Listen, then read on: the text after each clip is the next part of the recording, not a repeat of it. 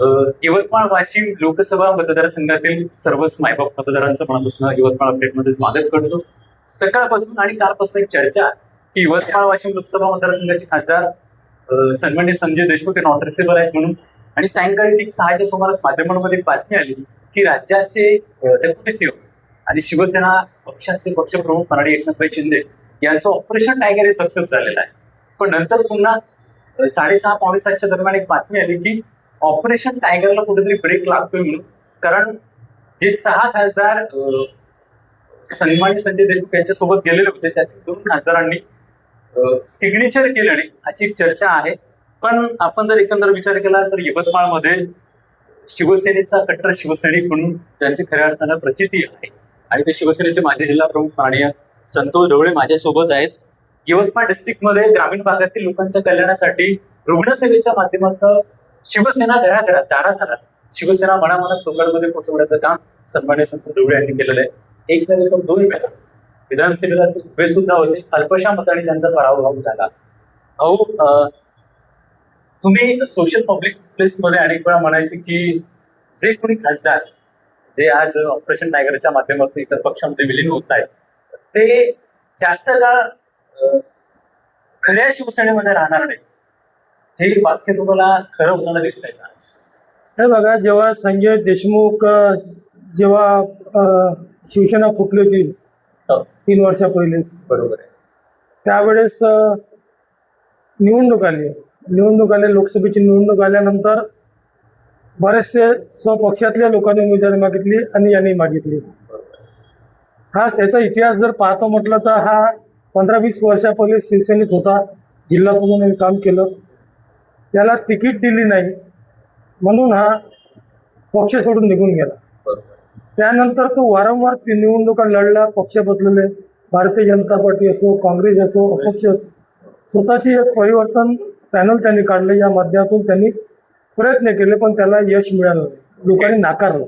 कारण ज्यावेळेस त्याला निवडून दिलं त्यावेळेस त्यांनी लोकांची कामं केली. परंतु उद्धव सावरा संकट जेव्हा आलं होतं त्यावेळेस दिग्रजचे माजी आमदार सन्माननीय बाळासाहेब मुनगंटीवार हे दिग्रजचे आमदार होते. त्यांनी सांगितलं होतं हा जेव्हा यायला लागला, याला जर देत असाल तर मला तिकीट द्या, त्याचा स्वभाव मला माहिती आहे, हा गद्दार आहे. पण त्यावेळेस आम्ही त्यांच्या बोलण्याकडे लक्ष दिलं नाही.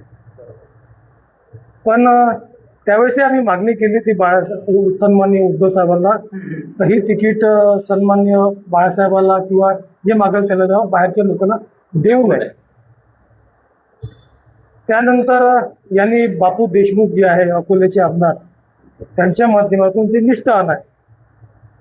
कारण ते गुवाहाटीला जाता जाता ते गुजरातून गाडीतून उतरले वापस आणि एक निष्ठावान अरविंदजी सावंत साहेब त्यांनी मंत्रिपदाचा राजीनामा दिला होता.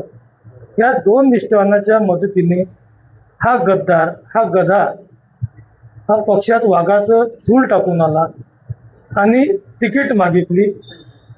जेव्हा इथे चर्चा व्हायचे, फेऱ्या व्हायचे, मेळा व्हायचे, त्यावेळेस हा सांगायचा मला तिकीट नको आहे.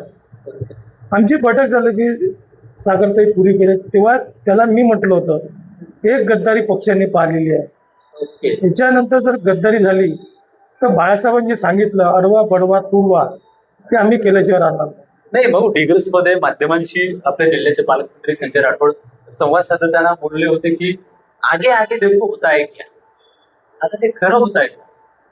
नाही, ठीक आहे, याला जायचं असेल यांनी संजय देशमुख म्हणून जायला काही हरकत नाही. ओके. पण ज्या लोकांनी उद्धव साहेबाला चिन्ह गेलं, धनुष्यबाण गेल्यानंतर, मशाल पक्ष बदलल्यानंतर उद्धव बाळासाहेब ठाकरे हा पक्ष होता, आणि ज्या लोकांनी भाईचारा कायम ठेवण्यासाठी मतदान केलं, ज्या लोकांनी घटना वाचवासाठी मतदान केलं, ज्या लोकांनी उद्धव साहेब विश्वास त्या लोकांनी मतदान केलं, ज्या रक्ताचं पाणी केलं ज्या शिवसैनिकांनी, आणि पुन्हा त्याची सीट अनेक वेळेची शिवसैनिक सीट होती ती काबीज केली. आणि म्हणून याला जायला आमचा विरोध नाही आहे, पण यांनी लोकसभेत सदस्याचा राजीनामा द्यायला पाहिजे. जर लोकसभेचं झूल पांगून जर गेला तर बाळासाहेबांनी सांगितलं अडवा बडवा तुडवा, तर ज्या कार्यकर्त्यांनी ज्याला मदत केली, रक्ताचं पाणी केलं, त्यांनाही मी सांगतो माझ्या सकट ज्या मतदारांनी दिलं असं भाईचारा आणि घटना वाचवासाठी त्या सगळ्या लोकांनी जिथे मिळेल तिथे ज्या ज्या पद्धतीने जमल त्या याला राहता यवतमाळ जिल्ह्यातील जनतेची इच्छा आहे की संतोष ढवळे यांनी पुन्हा एकदा जागा व्हावं. ते ऑलरेडी जागे आहेत, पण ज्या पद्धतीने सक्रिय आम्ही शैक्षणिक जागाच असतो. मागच्या निवडणुकीमध्ये त्यांनी काँग्रेससोबत नगर परिषदेमध्ये युती झाली होती. यांनीच मला सांगितलं युती करायची आहे, तू पुढाकार घे, तू 2 वेळा विधानसभा लढलेला आहे, याला आम्ही निवडून आणलं. याचं काय अस्तित्व होतं? त्यांनी कोणता फंड दिला होता? आमच्या कार्यकर्त्याची, आमच्या शिवसैनिकाची, महाआघाडी कार्यकर्त्याची मेहनत आहे, पदाधिकाऱ्याची कार्यकर्त्याची, याला निवडून आणलं. तुमचे माजी शिवसैनिक तथा कट्टर शिवसैनिक म्हणून ओळख आहे. मातोश्रेणी म्हणजे पक्षप्रमुख माननीय उद्धव ठाकरे यांनी जर तुम्हाला संधी दिली तर पुन्हा ताकदीने पक्षामध्ये एंट्री. आम्हाला आदेशाची आवश्यकता नाही आहे, निवडून आम्ही दिलेला आहे.